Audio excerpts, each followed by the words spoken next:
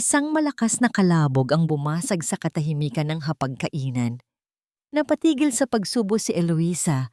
Ang mga mata niya ay agad na napako sa sahig. Doon, basag ang porselanang mangkok at kalat. Ang mainit na sabaw ng sinigang na paborito sana ng kanyang asawa. Wala ka talagang silbi. Kahit paghahain lang ng pagkain, hindi mo pa magawa ng maayos. Ang matalas na boses ng kanyang biyena na si Aling Imelda ay tumusok sa kanyang puso na parang isang punyal. Naramdaman ni Eloisa ang panginginig ng kanyang mga kamay. Napahawak siya sa kanyang malaking tiyan. 6 na buwan na niyang dinadala ang kanilang panganay. Gusto niyang sumagot. Gusto niyang sabihin na hindi niya kasalanan, na sinadya nitong banggain ang kanyang siko habang nagsasalin siya ng sabaw. Pero para saan pa? Sanay na siya. Araw-araw, ito ang kanyang buhay. Ang mga masasakit na salita, ang walang katapusang paninisi. Pasensya na po, Mama. Lilinisin ko na lang po. Mahinang sabi niya habang unti-unting yumuyuko para pulutin ang mga bubog. Huwag mo akong hawakan. Baka kung ano pang kamalasan ang idikit mo sa akin. Sigaw ulit ni Imelda. Tinabig ang kamay niyang papalapit. Dumating si Mateo mula sa sala, ang kanyang asawa. Tumingin ito sa gulo sa sahig, pagkatapos ay sa kanyang ina, at sa wakas, sa kanya. Walang emosyon ang mga mata nito, walang awa, walang pagtatanggol. Ano na naman to, Eloisa? Malamig na tanong nito. Mateo, anak, tingnan mo ang ginawa ng asawa mo. Sayang ang ulam. Mabuti pa'y hindi na lang ito nagluto kung palpak din naman. Sumbong ni Imelda na para bang isang batang inagawan ng laruan. Pagpasensyahan mo na si Mama, Eloisa. Alam mo namang mainitin ang ulo niyan, sabi ni Mateo. Pero ang tono nito ay hindi nagpapahiwatig ng anumang simpatiya para sa kanya. Ang mga salita ay para lang masabing may sinabi ito para matapos na ang gulo. Tumango na lang si Eloisa at nagsimulang maglinis. Bawat piraso ng bubog na kanyang pinupulot ay parang isang piraso ng kanyang nawasak na puso. Pinangarap niya ang isang masayang pamilya, isang mapagmahal na asawa, isang mabait na biyenan. Pero ang lahat ng iyon ay nanatiling isang panaginip. Habang nagliligpit siya, biglang may nag-doorbell. Nagkatinginan si Mateo at ang ina nito. May kakaibang ngiti sa mga labi ni Aling Imelda. Si Mateo naman ay tila biglang nabuhayan. Agad itong tumayo para buksan ang pinto. Sino kaya yon? Bulong ni Eloisa sa sarili. Pagbukas ng pinto, isang babaeng napakaganda ang bumungad sa kanila. Nakasuot ito ng mamahaling bestida, amoy pabangong galing pa sa ibang bansa. Ang kanyang mga alahas ay kumikinang sa ilaw. Siya si Cassandra. Good evening, tita. Mateo? Bati nito. Ang boses ay malambing, ngunit may halong pagmamataas. Cassandra, Hija, butit nakarating ka. Halika, pasok ka. Masayang bati ni Imelda at niyakap pa ang dalaga. Napatayo si Eloisa. Ang basahan ay hawak pa rin sa kamay. Naguguluhan siya. Anong ginagawa ng babaeng ito dito? Si Cassandra ang anak ng may-ari ng kumpanyang katrabaho ni Mateo. Alam niyang may pagtingin ito sa asawa niya. Mateo, anong ibig sabihin nito? Tanong ni Eloisa. Ang boses ay nagsisimula na ng manginig. Lumapit si Mateo sa kanya.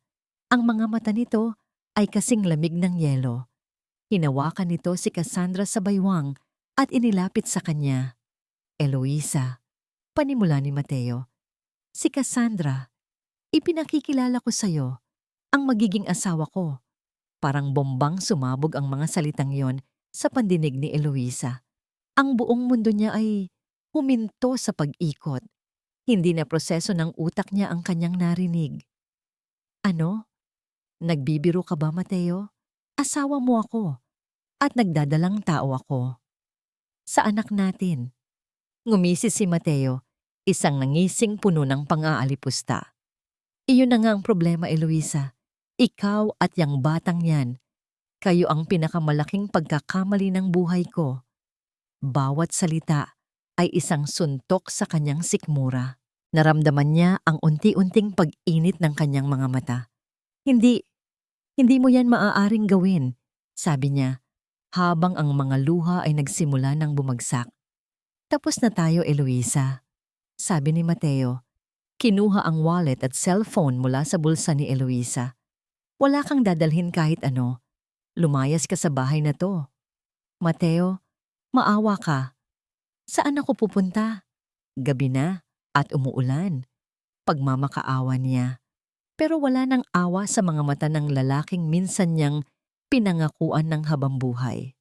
Problema mo na yan. Itinulak siya ni Mateo palabas ng pinto. Malakas, walang pag-aalinlangan.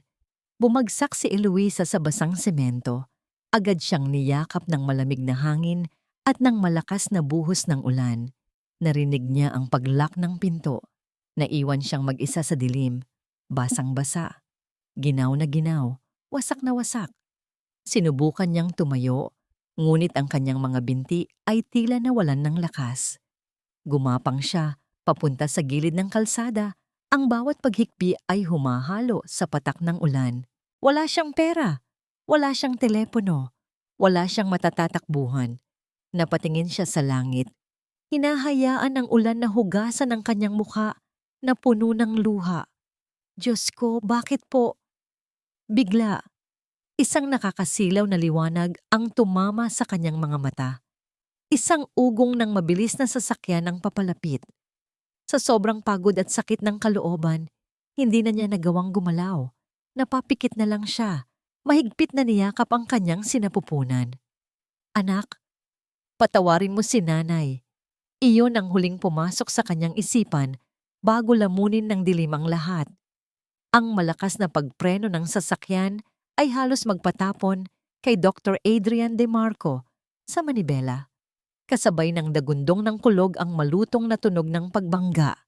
Hindi sa kanyang sasakyan, kundi sa isang itim na kotse na mabilis na humarurot palayo sa dilim na para bang may tinatakasan. Anoong? Hindi na niya natapos ang sasabihin. Sa gitna ng kalsada, sa ilalim ng walang tigil na buhos ng ulan, isang katawan ng babae ang nakahandusay. Bumilis ang kabog ng dibdib ni Adrian. Sa isang iglap, nawala ang lahat ng pagod mula sa kanyang 24 na oras na shift sa ospital. Ang kanyang isip ay naging alerto. Pinasok niya ang emergency mode. Mabilis siyang bumaba ng kotse, hindi na inalintana ang basang-basa niyang damit. Lumuhod siya sa tabi ng babae. Maingat niyang sinuri ang pulso nito. Mahina, pero meron pa. Miss, naririnig mo ba ako? Walang tugon. Nang masinagan ng ilaw mula sa kanyang sasakyan ang mukha nito, isang pamilyar na itsura ang bumungad sa kanya. Nanlaki ang mga mata ni Adrian. Ang babaeng ito, Diyos ko, siya nga. Siya ang babaeng nasa litratong ipinakita sa kanya ni Sir Javier. Ang babaeng ilang linggo na niyang sinusubaybayan mula sa malayo. Si Eloisa, agad niyang dinukot ang kanyang cellphone. Hit and run victim sa may highway. Kailangan ko ng ambulansya, stat. Sigaw niya sa operator. Pero alam niyang bawat segundo ay mahalaga. Hindi na siya makapaghintay. Sa sarili niyang lakas, maingat niyang binuhat si Eloisa. Bawat galaw niya ay kalkulado para hindi lalong makasama sa anumang pinsala nito. Isinakay niya ito sa backseat ng kanyang kotse at pinaharurot papunta sa ospital kung saan siya nagtatrabaho. Hold on, Eloisa. Just hold on.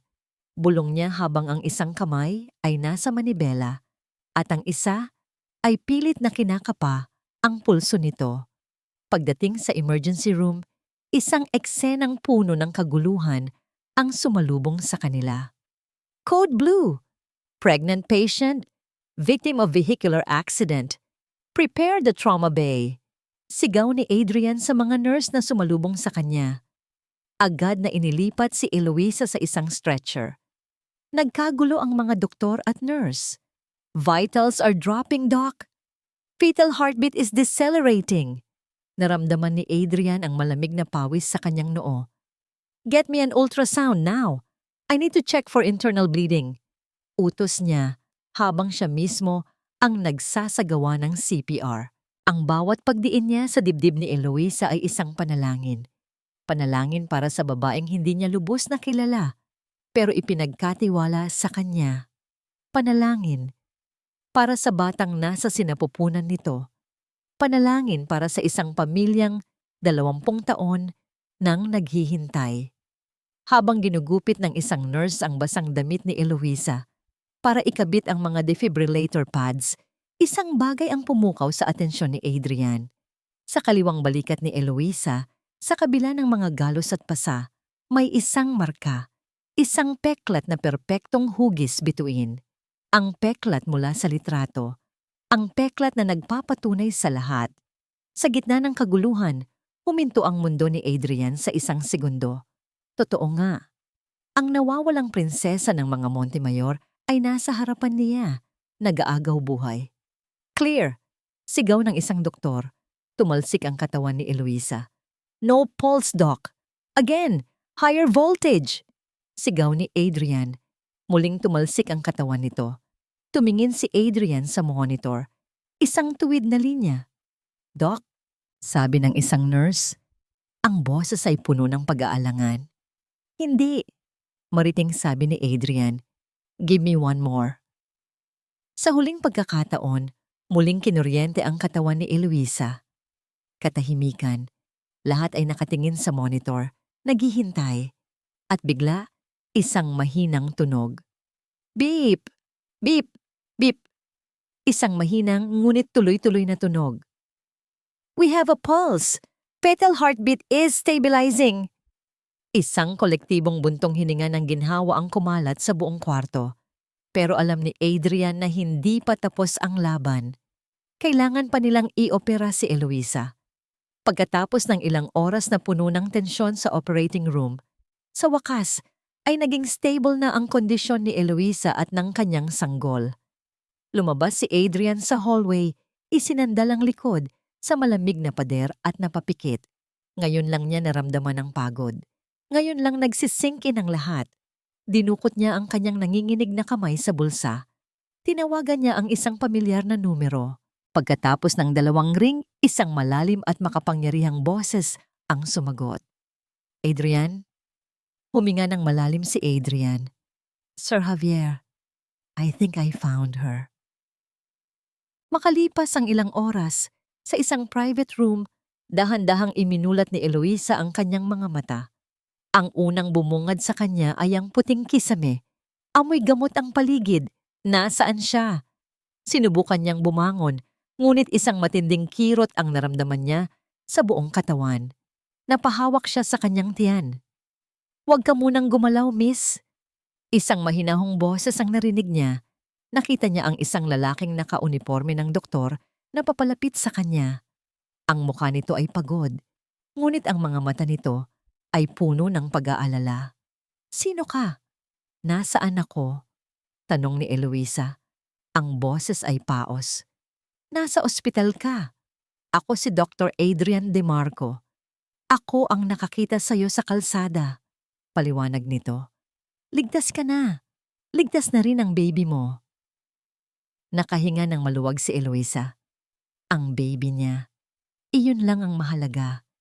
Tumingin siya kay Dr. Adrian, may pagpapasalamat sa kanyang mga mata. Pero may kakaiba sa paraan ng pagtingin nito sa kanya. Para bang may gusto pa itong sabihin. May problema po ba, Doc?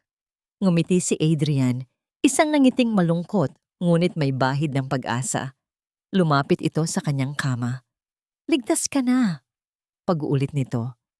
Pero may mga taong papunta na rito. Naguluhan si Eloisa. Sila! 20 taon ka na nilang hinahanap. 20 taon? Ang mga salita ni Dr. Adrian ay umalingaw-ngaw sa isip ni Eloisa. Puno ng pagtataka ang kanyang mga mata habang nakatingin sa doktor. Anong ibig sabihin nito?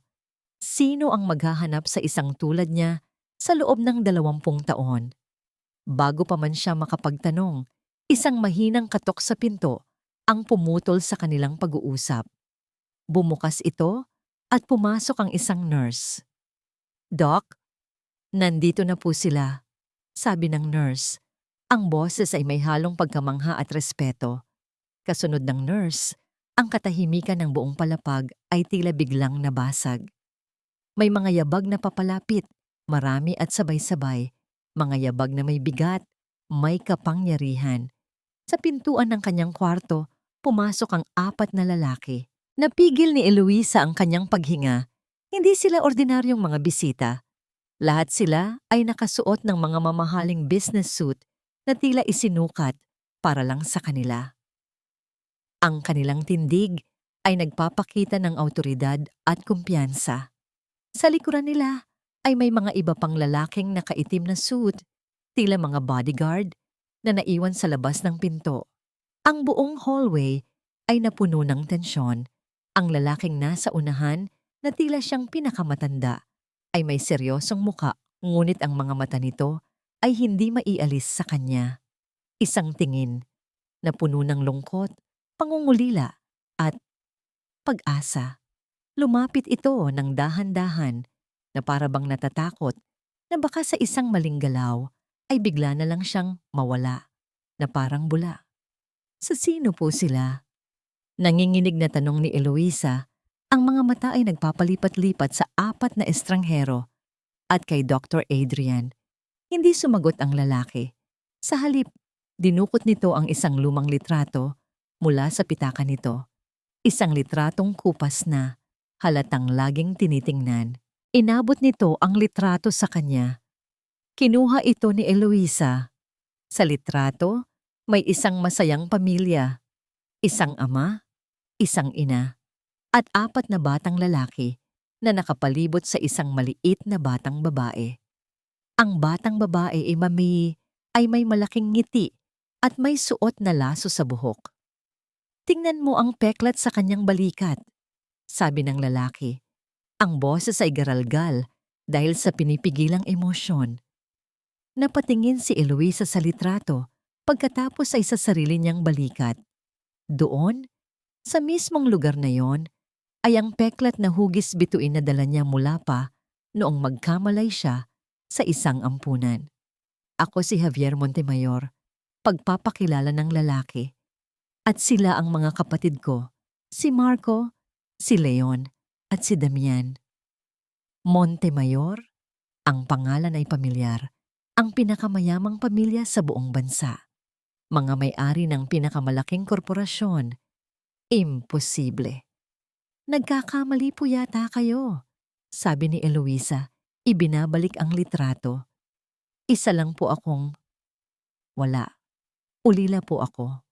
Umiling si Javier at sa pagkakataong yun, isang butil ng luha ang pumatak mula sa kanyang mata. "Hindi ka ulila. 20 taon na ang nakalipas. Ang bunso naming kapatid na babae ay dinukot mula sa aming bakuran. Ang tanging palatandaan na naiwan ay ang kanyang laso sa buhok. Simula noon, hindi na kami tumigil sa paghahanap." Hinawakan ni Javier ang kamay ni Eloisa. Mainit ito, nanginginig. "Hinahanap ka namin, Eloisa Marie." Parang nabingi si Eloisa. Hindi niya kayang iproseso ang lahat. Isa itong panaginip o isang malupit na biro. Pero paano? "Ang DNA test," sabi ni Dr. Adrian, na kanina patahimik sa isang tabi. "Nang isugod ka rito, kumuha kami ng blood sample. Ipinadala ko ito sa laboratorio at ikinumpara sa DNA records ng pamilya Montemayor na matagal nang nasa file ng NBI para sa kanilang paghahanap.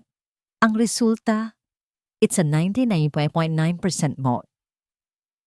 Ipinakita ni Adrian ang isang folder na may opisyal na selyo. Doon, nakasulat ang kanyang pangalan sa tabi ng mga pangalan ng 4 na pinakamakapangyarihang lalaki sa bansa. Napahagulhol si Eloisa, hindi dahil sa saya, kundi dahil sa sobrang gulo ng kanyang isipan. Ang buong buhay niya, ang pagkatao niya ay isang kasinungalingan. Ang 3 pang kapatid ay lumapit na rin. Si Marco, na may pinakamainit na ulo, ay napasuntok sa pader. Si Leon ay tahimik na umiiyak sa isang sulok. Si Damian, ang bunso sa magkakapatid na lalaki, ay umupo sa gilid ng kama. "Patawarin mo kami, bunso," sabi ni Damian. Ang boses ay basag. "Patawarin mo kami kung ngayon ka lang namin nahanap." Sa mga sandaling iyon, sa gitna ng kanilang mga luha at mga salitang puno ng pagsisisi, naramdaman ni Eloisa ang isang bagay na matagal na niyang hinahanap-hanap. Pamilya. Nang medyo huminahon na siya, tumingin siya kay Javier. "Kung ganoon, alam niyo na ba kung sino ang dumukot sa akin?" Umigting ang panga ni Javier. "Hindi pa, pero malalaman namin."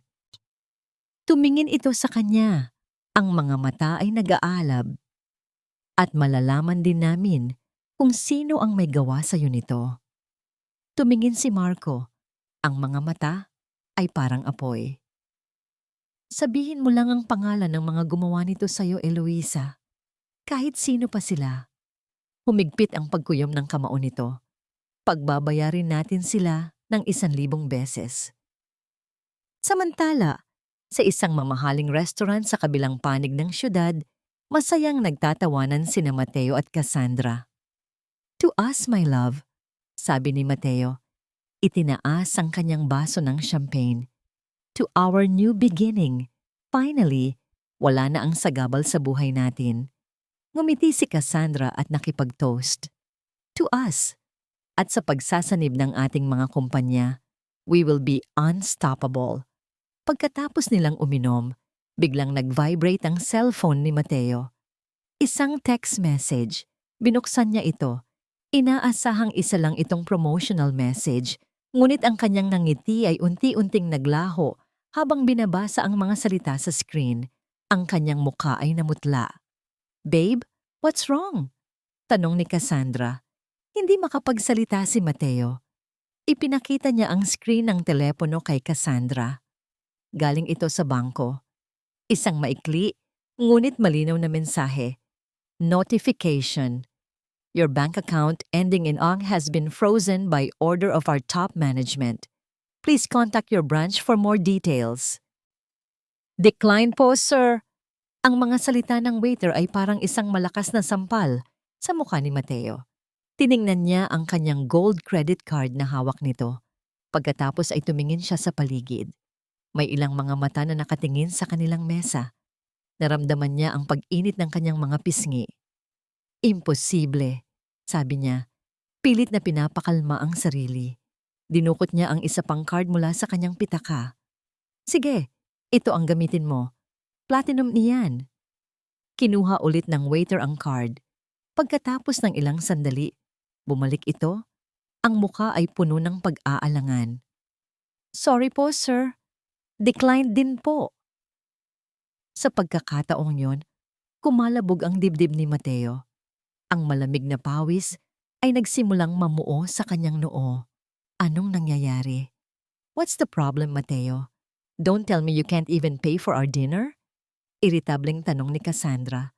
Ang boses ay nawalan na ng lambing. "Saglit lang," sabi ni Mateo. Nanginginig ang mga kamay habang kinukuha ang kanyang cellphone para i-check ang kanyang mga bank account online. Isang malaking error ang sumalubong sa kanya. Sinubukan niya ulit. "Account frozen." Paulit-ulit niyang sinubukan, pero pareho lang ang resulta. Lahat ng account niya, lahat ng pera niya, biglang nawala. Naglaho na parang bula. Sa huli, si Cassandra ang nagbayad ng kanilang kinain. Ang mukha nito ay hindi maipinta. Ang kanilang selebrasyon ay naging isang gabi ng kahihiyan. Habang nagmamaneho pa uwi, ang katahimikan sa loob ng kotse ay nakakabingi. Ang isip ni Mateo ay lumilipad. Paano nangyari ito? Sino ang may gawa nito? Biglang pumasok sa isip niya si Eloisa. Posible kaya? Pero paano? Isang babaeng walang pera, walang kapangyarihan. Siguro nga ay patay na yon sa isang tabi. "Ibaba mo na lang ako sa kanto," malamig na sabi ni Cassandra. "Pero babe, I need to think, Mateo," sabi nito. "This is unexpected. Call me when you've fixed your mess." Hindi na naghintay ng sagot si Cassandra. Bumaba ito ng kotse at sumakay sa isang taxi, iniwan si Mateo na tulala. Pagdating niya sa kanilang bahay, isang mas malaking bangungot ang naghihintay sa kanya. Ang kanyang ina, na si Imelda ay nasa labas, umiiyak, habang ang mga gamit nila, ang TV, ang sofa, ang mga damit, ay inihahagis sa kalsada ng mga unipormadong lalaki. Anong nangyayari dito? Sigaw ni Mateo. Isang lalaking naka-Amerikana ang lumapit sa kanya. Mr. Mateo, ako po ang representative ng bangko. Your house has been foreclosed.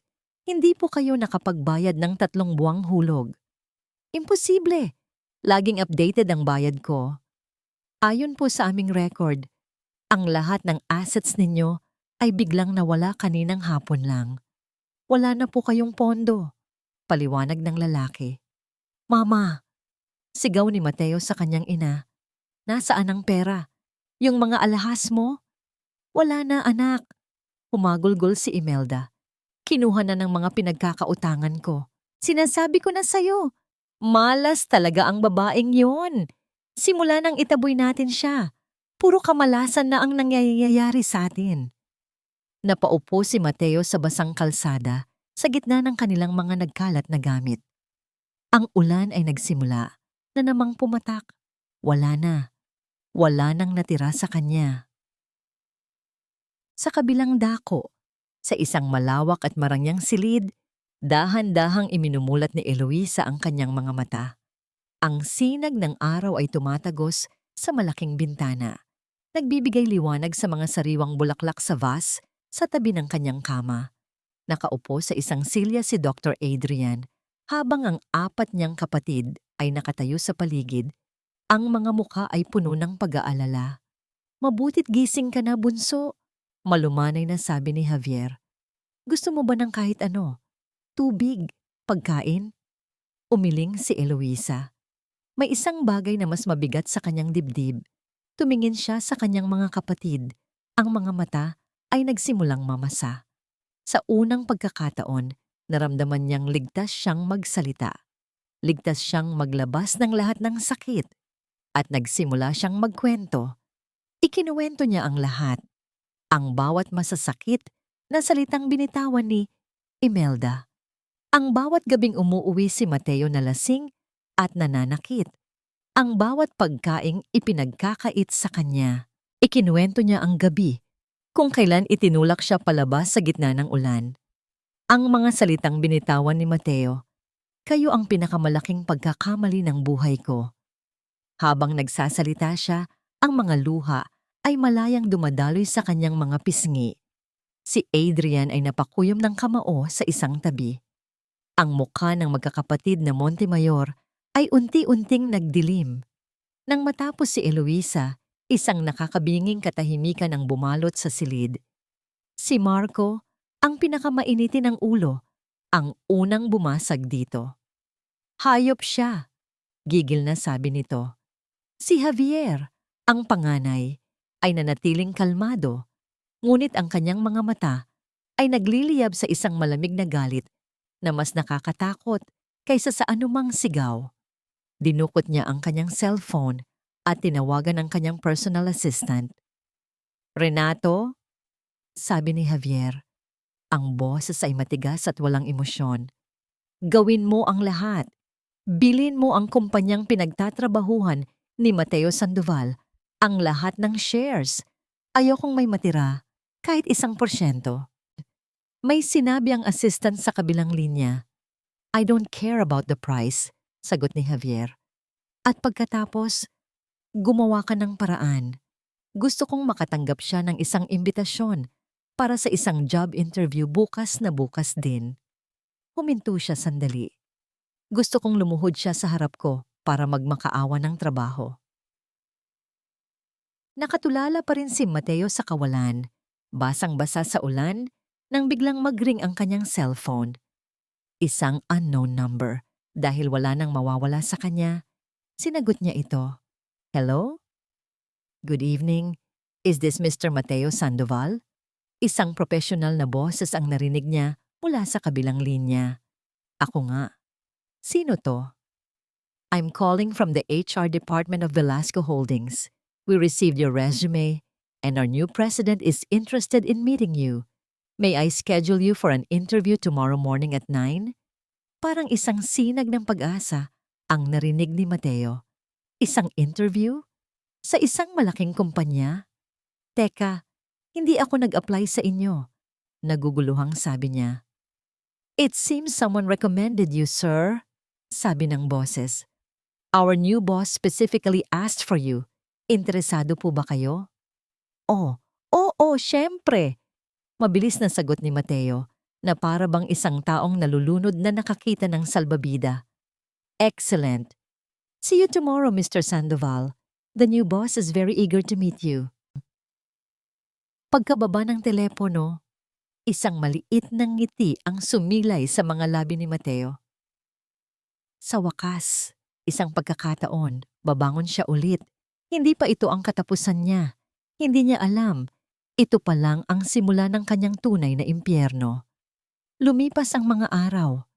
Ang bawat umaga ni Eloisa ay hindi na sinasalubong ng sigaw at panlalait, kundi ng sinag ng araw mula sa kanyang bintana at ng mga ngiti mula sa mga taong tunay na nagmamalasakit sa kanya. Ang kanyang mga kapatid ay ginawa ang lahat para iparamdam sa kanya na siya ay isang prinsesa. Ngunit sa lahat ng iyon, ang presensya ni Adrian ang nagbibigay sa kanya ng kakaibang kapanatagan. Dahan-dahan lang, sabi ni Adrian, habang inaalalayan si Eloisa na maglakad sa malawak na hardin ng mansyon. Bahagi ito ng kanyang physical therapy. Sinubukan ni Eloisa na ihakbang ang kanyang paa, ngunit naramdaman niya ang panginginig nito. Muntik na siyang matumba, pero ang malalakas na braso ni Adrian ay agad na sumalo sa kanyang baywang. Inilapit siya sa matipunong dibdib nito. Napahawak si Eloisa sa mga balikat ni Adrian. Ang bilis ng tibok ng puso niya ay hindi lang dahil sa pagod. Naamoy niya ang banayad na pabango ni Adrian. Naramdaman niya ang init ng katawan nito. Sa isang saglit, hindi na siya pasyente at hindi na ito doktor. Sila ay isang lalaki at isang babae na magkayakap sa gitna ng hardin. Okay ka lang? Tanong ni Adrian. Ang boses ay mas malalim kaysa dati. Ang mga mata nito ay nakatitig sa kanya, puno ng pag-aalala na may halong iba pang emosyon na hindi niya mapangalanan. Tumango lang si Eloisa, hindi makapagsalita. Masyado siyang abala sa pagpapakalma sa sarili niyang puso. Magpahinga muna tayo, sabi ni Adrian, at maingat siyang inakay papunta sa isang marmol na upuan sa ilalim ng isang puno. Nang makaupo sila, lumabas si Javier mula sa mansyon. May dalang isang pitzel ng juice. Mukhang napapagod na ang prinsesa namin, nakangiting sabi nito. Adrian, kaibigan, hindi ko alam kung paano kita pasasalamatan sa lahat ng ginagawa mo. Napatigil si Eloisa sa salitang kaibigan. Tumingin siya kay Javier pagkatapos ay kay Adrian na tila umiwas ng tingin. Magkaibigan po kayo? Tanong niya. Ngumiti si Javier. Umupo ito sa tabi ni Eloisa at hinawakan ang kanyang kamay. Bunso, may kailangan kang malaman. Si Adrian, hindi aksidente na siya ang nakakita sa'yo. Hindi rin nagkataon na sa ospital kung saan siya nagtatrabaho ka dinala. Kumunot ang noo ni Eloisa. Ano po ang ibig ninyong sabihin, kuya? Ilang buwan na ang nakalipas, panimula ni Javier. Nakakuha kami ng impormasyon na posibleng nasa lugar ninyo ka naninirahan. Pero natakot kaming gumawa ng kahit anong biglaang hakbang. Natakot kami na baka mailagay ka sa panganib kung malaman ng mga kaaway natin na nahanap ka na namin. Kaya, pagpapatuloy ni Javier, kinausap ko ang pinagkakatiwalaan kong kaibigan mula pa pagkabata, isang mahusay na doktor. Hiniling ko sa kanya na lumipat sa ospital sa lugar ninyo para bantayan ka mula sa malayo. Para siguraduhing ligtas ka habang hinahanap namin ang tamang pagkakataon. Ang lahat ng sinabi ni Javier ay dahan-dahang nagproseso sa isip ni Eloisa. ang lahat ng kabaitan ni Adrian, ang presensya nito sa tamang oras at lugar. Hindi iyon tadhana, iyon ay isang plano. Tumingin siya kay Adrian, ang kanyang mga mata ay puno ng mga tanong na hindi niya masabi. Naramdaman niya ang unti-unting pag-init ng kanyang mga mata. Sa isang iglap, naalala niya ang isang araw sa palengke. May isang lalaking nakatingin sa kanya mula sa malayo, pero nang lingunin niya ito ay bigla itong naglakad palayo. Si Adrian pala yun. Naalala niya ang kotse na madalas na nakaparada sa kabilang kanto ng kanilang lumang bahay. Si Adrian din iyon. Kaya lahat ng pagtulong mo sa akin, nagsimula si Eloisa, ang boses ay nanginginig. Ay dahil lang sa utos ng kapatid ko. Sa wakas, tumingin si Adrian ng diretso sa kanyang mga mata. Puno ng sinseridad ang mga ito. Ang protektahan ka, Eloisa, iyon ang misyon ko. Mahinang sabi nito. Pero ang nararamdaman ko para sa'yo, hinding-hindi iyon naging kasama sa utos. Isang katahimikan ang bumalot sa kanilang tatlo. Ang mga salitang yon ay mas malinaw pa kaysa sa sikat ng araw. Biglang lumapit ang assistant ni Javier na si Renato. Ang mukha ay seryoso. Sir Javier, sabi nito, yumuko ng bahagya. Anong balita, Renato? Sir, natapos na po ang paunang investigasyon natin sa nag-utos ng aksidente kay Ma'am Eloisa. Umigting ang panga ni Javier. Si Cassandra, hindi ba? Umiling si Renato. Opo, kasama po siya. Pero ayon po sa aming source, hindi lang siya ang nasa likod nito. Ang suot na Amerikana ni Mateo ay ang huling natitirang simbolo ng kanyang dating buhay. Plansado, mamahalin, at nagbibigay ng ilusyon ng kapangyarihan. Habang naglalakad siya sa lobby ng Velasco Holdings, pilit niyang itinatago ang panginginig ng kanyang mga kamay. Ito na yon, ang kanyang pagkakataon para bumangon muli. Mr. Sandoval, this way please, sabi ng isang sekretaryang may malamig na ngiti. Iginiya siya nito sa pinakadulong opisina. Ang pinto ay gawa sa solidong narra na may nakaukit na gintong plaka. Javier Montemayor, President and CEO, nanigas si Mateo sa kanyang kinatatayuan. Montemayor? Imposible. Baka nagkataon lang. Nanginginig niyang binuksan ang pinto. Ang opisina ay napakalawak na may bintanang salamin mula sahig hanggang kisame. Tanaw ang buong syudad. Isang lalaki ang nakatayo, nakatalikod sa kanya habang nakatingin sa labas. Maupo ka, Mr. Sandoval, sabi ng lalaki, hindi pa rin lumilingon. Ang boses nito, kalmado, malalim, at pamilyar, ay nagpadala ng kaba sa buong katawan ni Mateo. Naupo si Mateo. Ang bawat segundo ng katahimikan ay parang isang oras ng paghihirap. Dahan-dahang humarap ang lalaki. Ang mga mata ni Mateo ay nanlaki sa gulat at takot. Ang lalaking kaharap niya ngayon ay ang panganay sa 4 na lalaking dumalaw sa ospital. Si Javier, ang kapatid ni Eloisa. Ginoong Montemayor. Nauutal na, sabi ni Mateo. Hindi ko na kailangan ang resume mo. Alam ko na ang lahat tungkol sa'yo. Malamig na sabi ni Javier.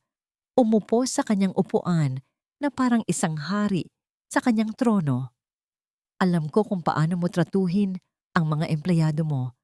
At alam ko kung paano mo tratuhin ang asawa mo. Bumagsak ang panga ni Mateo. Ang pag-asa sa kanyang dibdib ay biglang napalitan ng purong takot. Hindi ko alam. Hindi ko alam na kapatid niyo si Eloisa, sir. Patawarin niyo po ako. Isang malamig na tawa ang kumawala sa mga labi ni Javier. Ang paghingi mo ng tawad ay walang halaga sa akin. Nandito ka para sa trabaho. Hindi ba? Tumango si Mateo. Naguguluhan. Mabuti, sabi ni Javier. May bakante kaming posisyon. Malaki ang maitutulong mo sa kumpanya. Tatanggapin mo ba? Oo po. Kahit ano po, sir. Tatanggapin ko. Mabilis na sagot ni Mateo. Naisip na baka ito ay isang pagsubok. Baka patawarin siya. Ngumiti si Javier. Isang ngingiting hindi umaabot sa kanyang mga mata. Pindot nito ang intercom. Renato, papasukin mo ang head ng sanitation department at dalhin mo ang uniforme. Pagkatapos ng ilang minuto, pumasok ang isang matandang lalaki. May dalang isang kulay asul na jumpsuit, ang uniforme ng mga janitor. Ito, sabi ni Javier, itinuro ang uniforme. Iyan ang trabaho mo. Magsisimula ka ngayon. Lilinisin mo ang lahat ng palikuran sa building na to, lalo na ang nasa executive floor. Siguraduhin mong kumikinang. Gumuho ang mundo ni Mateo. Ang kahihiyan ay parang isang alon na lumamon sa kanya. Pero, sir, ayaw mo. Maraming nag-aabang sa labas, sabi ni Javier. Take it or leave it. Walang pagpipilian si Mateo. Kinuha niya ang uniforme. Ang kanyang mga kamay ay nanginginig sa galit at kahihiyan. Nang araw na yon, ang dating manager na si Mateo Sandoval ay naging isang janitor. Ang mga dating kasamahan niya ay tumitingin sa kanya na may halong awa at pangungutya. Habang naglilinis siya ng palikuran, ang amoy ng panlinis ay humahalo sa amoy ng kanyang nawasak na pride.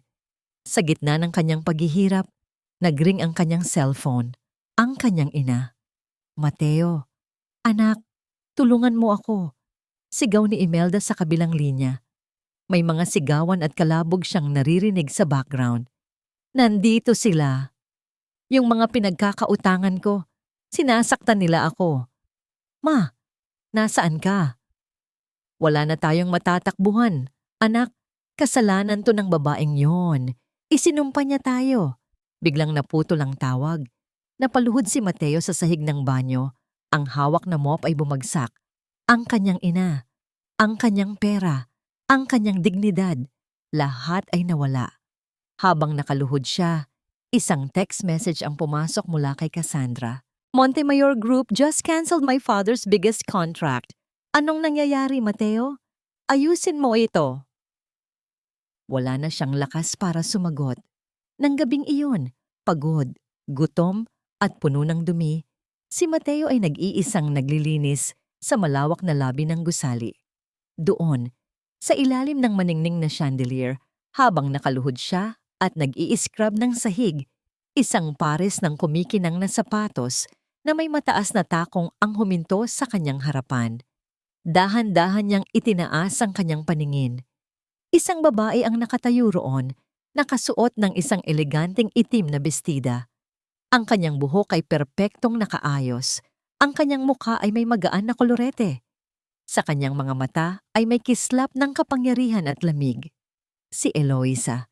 Pero hindi ito ang Eloisa na kilala niya. Ito ay isang reyna. Tiningnan siya ni Eloisa mula ulo hanggang paa. Isang maliit na ngisi ang sumilay sa kanyang mga labi. Malamig at walang emosyon, nagsalita ito. Bagay pala sa'yo yan, dating asawa. Ang dating asawa. Dalawang salita na lumabas sa bibig ni Eloisa na may bigat at lamig ng yelo. Para kay Mateo, ang mga salitang yon ay mas masakit pa kaysa sa sampal. Mas masakit pa sa kahihiyang nararamdaman niya. Habang nakaluhod sa sahig, hawak ang maruming basahan. Itinaas niya ang kanyang paningin. Ang Eloisa na nasa harapan niya ay hindi na ang babaeng umiiyak habang tinataboy niya palabas ng bahay. Ang kanyang tindig ay matikas. Ang kanyang mga mata, na dati puno ng pagmamahal para sa kanya, ay ngayoy puno ng pagkasuklam. Eloisa. Garalgal ang boses ni Mateo. Patawarin mo ako. Nagsisisi na ako. Hindi ko alam. Pakiusap.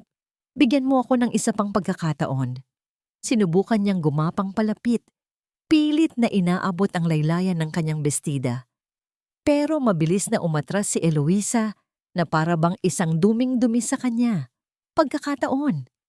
Isang tuyong tawa ang kumawala sa kanyang lalamunan. Ang pagkakataon ay ibinibigay, Mateo. Hindi hinihingi matapos mong wasakin ang lahat. Sa mga sandaling iyon, ang mga empleyado na papalabas na sana ng gusali ay nagsimulang magtipon sa di kalayuan mga bulungan, mga matang mapanghusga na nakatutok kay Mateo. Hindi ito ininda ni Eloisa. Tiningnan niya si Mateo ng diretso sa mata. Ang boses ay kalmado, ngunit bawat salita ay parang latigo. Natatandaan mo ba nung nagmakaawa ako sa'yo? Noong gabi na itinulak mo ako sa gitna ng ulan? Natatandaan mo ba ang sinabi mo? Na ako at ang anak ko ang pinakamalaking pagkakamali ng buhay mo? Napayuko si Mateo, ang mga luha at pawis ay magkahalo sa kanyang mukha. Ngayon, pagpapatuloy ni Eloisa, tingnan mo ang sarili mo, nakaluhod, marumi, walang-wala. Sabihin mo sa akin, Mateo, sino ngayon ang pagkakamali? Ang tanong ay binitawan niya sa hangin, hindi naghihintay ng sagot. Tumalikod na siya, handa nang iwan ang lalaking naging sanhi ng kanyang pinakamadilim na bangungot. Para sa kanya, tapos na ang usapan. Hindi pa to tapos. Isang matinis na boses ang pumunit sa tensyonadong katahimikan ng lobby. Sabay-sabay na palingon ang lahat sa pinanggalingan ng boses. Doon, sa entrance, nakatayo si Cassandra. Nakasuot pa rin ito ng mamahaling damit. Ngunit ang mukha nito ay hindi na mapagmalaki, kundi puno ng determinasyon at galit. Sa likuran niya ay 2 malalaking bodyguard. Naglakad si Cassandra palapit. Ang tunog ng kanyang mga takong ay umalingaw-ngaw sa marmol na sahig. Nilampasan niya si Mateo na parang isang basura at humarap ng diretso kay Eloisa. At sa mga kapatid nito, nakadarating lang din para sunduin siya. Eloisa Montemayor, sabi ni Cassandra. Ang ngalan ay binigkas niya na may halong lason. O dapat bang sabihin kong nawawalang prinsesa? Anong kailangan mo, Cassandra? Malamig na tanong ni Javier, humakbang sa pagitan ni Cassandra at ni Eloisa. Isang mapait na ngiti ang sumilay sa mga labi ni Cassandra. Simple lang, akala ninyo, dahil Montemayor kayo, kaya nyo nang gawin ang lahat? Puwes, nagkakamali kayo. Tumingin siya sa magkakapatid, pagkatapos ay kay Eloisa. May alas ako laban sa inyo, isang alas na sisira sa pangalan na matagal ninyong iningatan. Tumigil ka na sa pagbabanta, sabi ni Marco, handa nang sumugod. Hindi ito banta, giit ni Cassandra. Ito ay katotohanan. Ang pagkakadukot kay Eloisa, 20 taon na ang nakalipas. Alam niyo ba na hindi lang yon gawa ng mga kalaban ninyo sa labas? Natahimik ang lahat. May ahas sa loob ng sarili ninyong pamilya. Pagpapatuloy ni Cassandra, dahan-dahan, ninanamnam ang bawat salita. Isang kadugo ninyo ang kasabwat sa lahat. Isang taong inggit na inggit sa ama ninyo at gustong makuha ang lahat ng yaman ninyo. Sa isang iglap, napalingon si Eloisa sa kanyang mga kapatid. Nakita niya ito. Isang kislap ng pagkabigla at pag-alam sa mga mata ni Javier. Isang bahagyang pagbabago sa ekspresyon na nagsasabing hindi nagsisinungaling si Cassandra. Naramdaman ni Eloisa na parang gumuho ang sahig na kanyang kinatatayuan. Ang paghihiganti niya kay Mateo ay simple lang. Pero ito ay isang sikretong kayang wasakin ang pundasyon ng pamilyang kasasama pa lang niya. Ano ang gusto mo? Tanong ni Eloisa. Ang boses ay hindi na kasing tigas ng dati. Ngumisi si Cassandra. Alam na niya na hawak na niya sila sa leeg. Binibigyan ko kayo ng 24 na oras. Itigil ninyo ang lahat ng pag-atake sa pamilya ko at sa kumpanya namin. Ibalik ninyo ang lahat ng kinuha ninyo. Lumapit siya ng isang hakbang kay Eloisa. Ang boses ay naging isang mapanganib na bulong. Kung hindi, malalaman ng buong mundo ang madilim na sikreto na itinatago ng perpekto at makapangyarihang pamilya Montemayor. Ang biyahe pauwi sa mansyon ay binalot ng isang mabigat at nakakabinging katahimikan. Wala ni isa sa magkakapatid ang nagsalita. Si Eloisa, na nakaupo sa pagitan ni Javier at Damian, ay nararamdaman ng tensyon na tila isang makapal na pader sa loob ng sasakyan. Ang mga salita ni Cassandra ay paulit-ulit na umuulit sa kanyang isipan. May ahas sa loob ng sarili ninyong pamilya. Pagdating sa mansyon, dumiretso sila sa private library, ang lugar kung saan sila nag-uusap ng mga seryosong bagay. Si Adrian, na naunang umuwi, ay naroon na at naghihintay, ang mukha ay puno ng pag-aalala. Anong nangyari? Tanong nito nang makita ang mga itsura nila. Si Cassandra, sabi ni Leon, sinuntok ang mesa. May alam siya. Lahat ng mga mata ay napunta kay Javier, ang panganay, ang tagapagmana, ang may pinakamaraming alam. Bumuntong hininga si Javier, isang buntong hiningang tila dala ang bigat ng buong mundo. Tumingin siya sa kanyang mga kapatid at sa wakas kay Eloisa. Totoo ang sinabi niya. Pag-amin ni Javier, ang boses ay pagod. May kasabwat mula sa ating pamilya. Sino, kuya? Galit na tanong ni Marco. Sabihin mo sa amin! Si Tito Samuel, mahinang sabi ni Javier. Samuel Montemayor, ang kanilang tiyuhin, kapatid ng kanilang ama, na laging naiinggit sa tagumpay nito. Ikinuwento ni Javier ang lahat, na matagal na nilang hinala na si Samuel ang nagbigay ng impormasyon sa mga dumukot kay Eloisa. Siya ang nagbukas ng gate. Siya ang nagsabi kung kailan walang masyadong bantay. Lahat para sa pera at para mapabagsak ang kapatid niya. Ngunit wala silang sapat na ebidensya para idiin ito. Matapos ang insidente, pinalayas nila si Samuel sa pamilya at sa kumpanya at naglaho na ito na parang bula. Ang revelasyon ay nagdulot ng panibagong bugso ng galit at sakit sa magkakapatid. Pero para kay Eloisa, mas malalim ang tama. Ang paghihirap niya sa loob ng 20 taon ay hindi lang pala dahil sa kasakiman ng mga estranghero, kundi dahil na rin sa pagtataksil ng sarili niyang kadugo. Anong gagawin natin? Tanong ni Damian. Hahayaan ba nating gamitin ni Cassandra ang dumi ng pamilya natin para makatakas siya? Hindi! Sigaw ni Marco. Wala akong pakialam sa reputasyon. Ang mahalaga ay pagbayaran niya ang ginawa niya kay Eloisa. Pero isipin ninyo ang kumpanya. Ang libu-libong empleyado na aasa sa atin. Sisirain tayo ng iskandalong ito. Katwiran ni Leon. Nagsimula silang magtalo.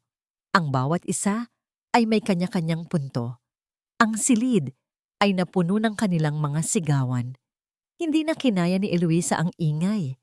Ang lahat ng emosyon, ang galit, ang sakit, ang pagkalito ay bumuhos sa kanya. Tumakbo siya palabas ng library, papunta sa hardin. Kailangan niya ng hangin. Sumunod sa kanya si Adrian. Nakita niya si Eloisa na nakatayo sa ilalim ng puno ng mangga, nakayakap sa sarili habang humihikbi. Dahan-dahan siyang lumapit, hindi nagsasalita. Tumayo lang siya sa tabi nito, ipinaparamdam na hindi ito nag-iisa. Bakit ganito? Basag ang boses ni Eloisa. Akala ko, nahanap ko na ang pamilya ko. Akala ko, tapos na ang lahat ng kasinungalingan. Pero bakit mayroon pa rin? Tumingin siya kay Adrian. Ang mga mata ay puno ng luha at sakit. Kasalanan ko ba? Baka malas talaga ako, Adrian. Baka ako ang problema. Umiling si Adrian. Hinawakan niya ang mga balikat ni Eloisa at marahang iniharap sa kanya. Huwag mong sasabihin yan, sabi niya. Ang boses ay malumanay, ngunit may diin. Wala kang kasalanan sa lahat ng ito. Ikaw ang biktima, Eloisa. Tandaan mo yan. Pinunasan niya ang mga luha sa pisngi nito gamit ang kanyang hinlalaki. Hindi ko alam ang tamang gawin, pag-amin ni Eloisa. Kung ipagpapatuloy namin ito, masisira ang pamilya ko.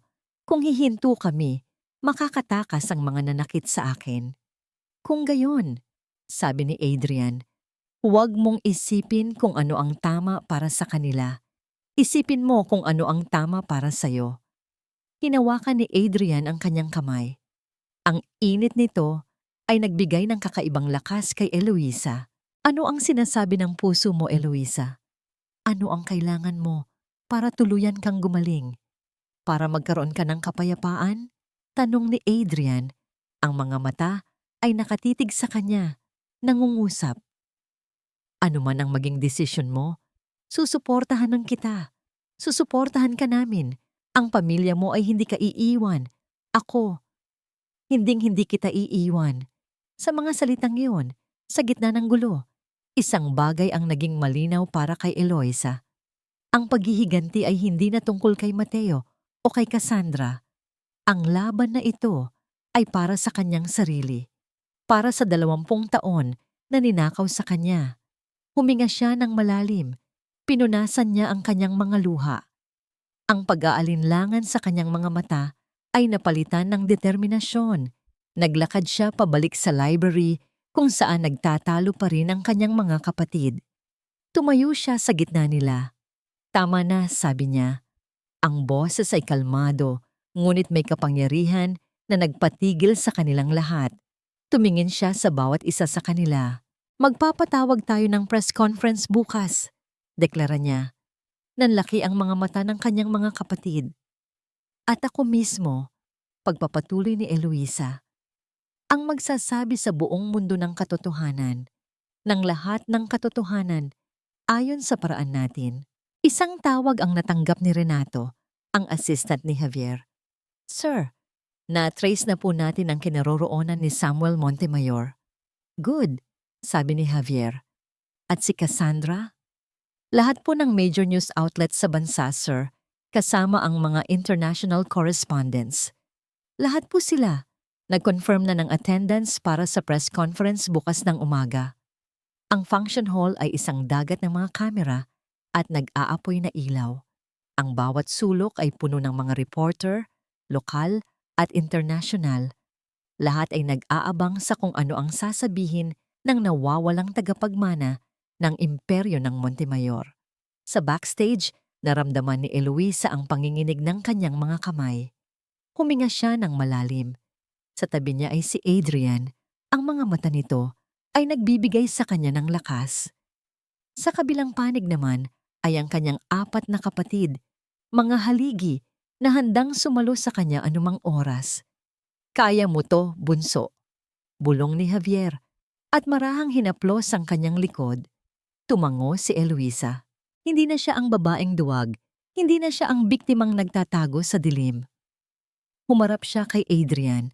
Salamat, sabi niya. Isang salitang puno ng kahulugan. Ngumiti lang si Adrian, isang nangiting nagsasabing, lagi lang akong nandito. Humakbang si Eloisa papasok sa entablado. Isang nakakabinging katahimikan ang biglang bumalot sa buong hall na sinundan ng sunod-sunod na pag-click ng mga kamera. Umupo siya sa gitnang upuan, sa mahabang mesa, sa pagitan ng kanyang mga kapatid. Hinarap niya ang daan-daang mga mata na nakatitig sa kanya. Magandang umaga sa inyong lahat. Panimula niya. Ang boses ay kalmado at malinaw, umaling-aungaw sa buong silid. Ako po si Eloisa Marie Montemayor at ito ang kwento ko. Sinimulan niya ang kanyang salaysay. Walang paligoy-ligoy. Ikinuwento niya ang kanyang buhay sa ampunan. Ikinuwento niya kung paano niya nakilala si Mateo. Ikinuwento niya ang bawat araw ng pagmamaltrato sa ilalim ng bubong ni Imelda. Ang kanyang boses ay hindi nanginginig. Bawat salita ay may bigat. Bawat detalye ay isang patunay sa impyernong kanyang pinagdaanan. Ang mga reporter ay tahimik na nakikinig. Ang iba'y hindi na nag-abalang magsulat, napako na lang sa kanyang mga salita. Itinaboy niya ako sa gitna ng ulan, pagpapatuloy ni Eloisa, habang dinadala ko sa aking sinapupunan ang kanyang dapat sanay magiging anak. At sa gabing iyon, isang sasakyan ang sumadyang bumangga sa akin. Dito na pumasok ang pangalan ni Cassandra. Ang nag-utos nito, sabi ni Eloisa.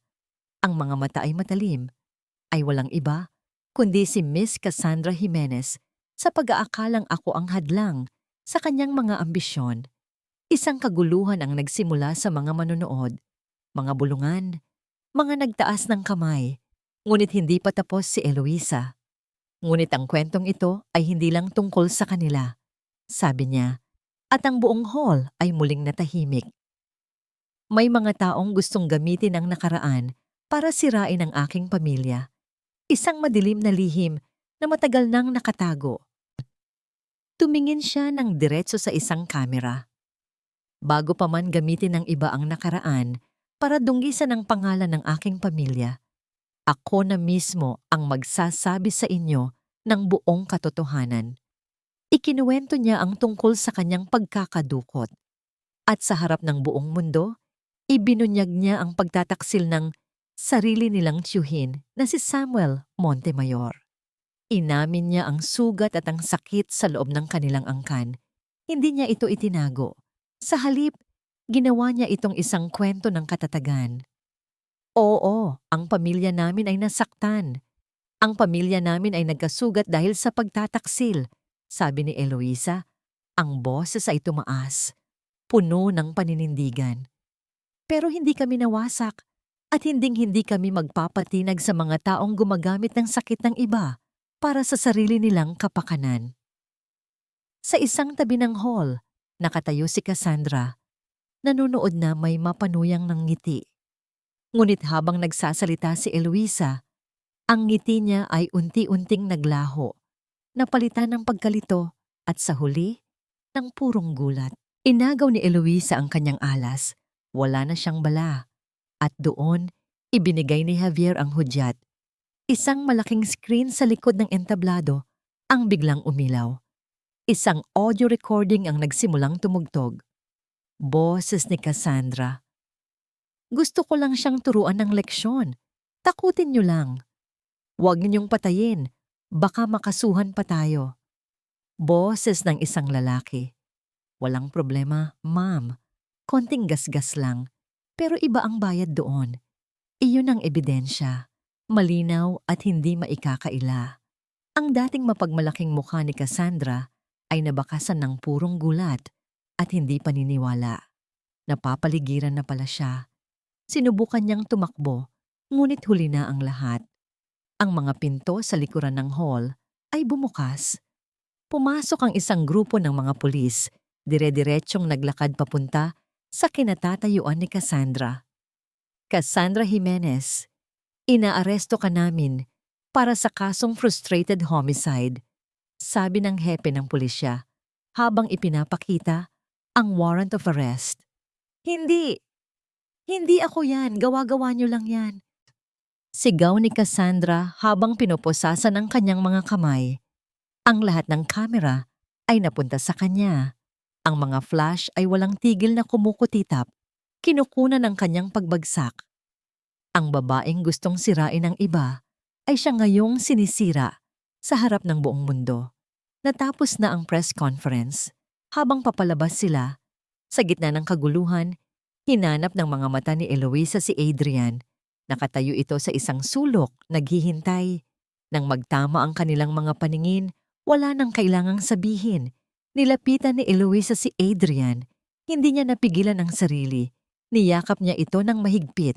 Sa bisig ni Adrian, habang naririnig niya ang malakas na tibok ng puso nito sa kauna-unahang pagkakataon sa napakatagal na panahon, naramdaman ni Eloisa ang tunay na kapayapaan.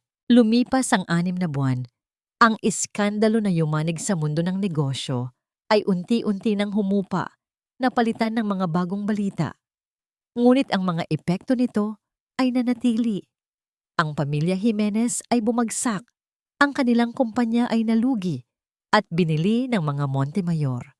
Si Cassandra ay napatunayang may sala at hinatulan ng mahabang taon sa kulungan. Sa isang maliit at masikip na barong-barong sa isang lugar na ni sa panaginip ay hindi nila inakalang titirhan nila, si Imelda ay naglalaban ng mga damit ng ibang tao para may makain. Ang kanyang mga alahas ay matagal nang wala. Napalitan ng kalyo sa mga kamay. Si Mateo naman, pagkatapos mawalan ng trabaho bilang janitor, ay namumulot na lang ng basura para mabuhay. Ang dating kayabangan sa kanyang mukha ay napalitan ng walang katapusang pagsisisi at gutom. Isang araw, sa gitna ng tambak ng basura, nakakita siya ng isang lumang dyaryo. Sa front page, naroon ang larawan ni Eloisa, nakangiti. Hindi niya napigilan ang pagpatak ng kanyang mga luha. Ang pamilya Montemayor, sa halip na masira, ay lalo pang tumatag. Ang pagiging tapat ni Eloisa sa publiko ay nagdulot ng malaking respeto at suporta mula sa mga tao. Si Samuel Montemayor ay natagpuan at sinampahan din ng kaso. Nagsimula ang mahabang proseso ng pagpapatawad at paghilom sa loob ng kanilang pamilya. Sa araw na yon, isang masayang okasyon ang ipinagdiriwang sa mansyon ng mga Montemayor. Ito ang binyag ng bunsong miyembro ng pamilya, si Adrian Javier o Age ang malusog at guwapong anak na lalaki ni Eloisa. Ang buong hardin ay puno ng mga puting bulaklak at masayang tawanan. Ang apat na magkakapatid na Montemayor ay hindi magkamayaw sa pag-aalaga sa kanilang pamangkin.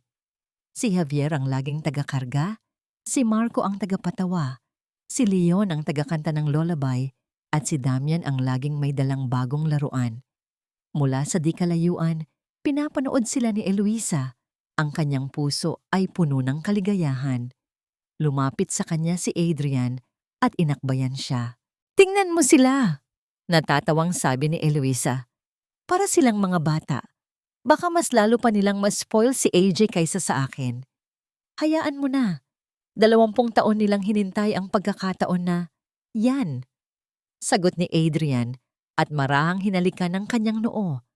Pagkatapos ng binyag, inilunsad ni Eloisa ang kanyang bagong proyekto, ang Bukang Liwayway Foundation, isang organisasyong tumutulong sa mga kababaihang biktima ng domestic abuse.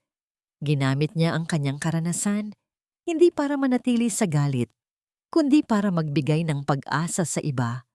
Sa kanyang talumpati, habang hawak ang kamay ni Adrian at nakatingin sa kanyang pamilya, ibinahagi niya ang kanyang pinakamahalagang natutunan.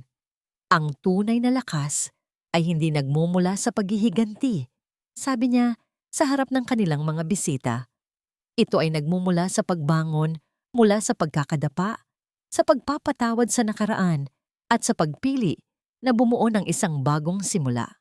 Ang tunay na tagumpay ay hindi ang pagbagsak ng iyong mga kaaway, kundi ang pagbuo ng sarili mong kapayapaan.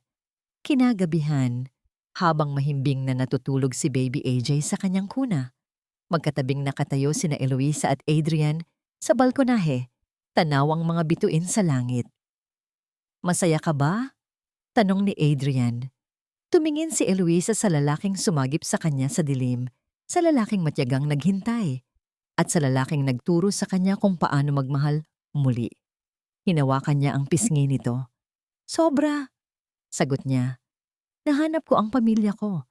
Nahanap ko ang misyon ko sa buhay." Humarap siya kay Adrian. Ang kanyang mga mata ay nagniningning higit pa sa mga bituin. "At nahanap kita." Hindi na kailangan pa ng maraming salita. Dahan-dahang inilapit ni Adrian ang kanyang muka at binigyan si Eloisa ng isang halik. Isang halik na puno ng pangako, pagmamahal, at ng isang bagong simula.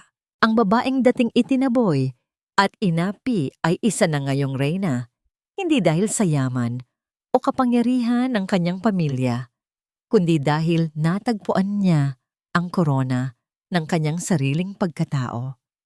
At sa tabi ng kanyang hari, sa ilalim ng tahimik na kalangitan, nagsimula na ang kanilang happily ever after. Ang kwento ay nagtatapos, hindi sa isang cliffhanger, kundi sa isang matamis at mapayapang pangako ng isang mas magandang bukas.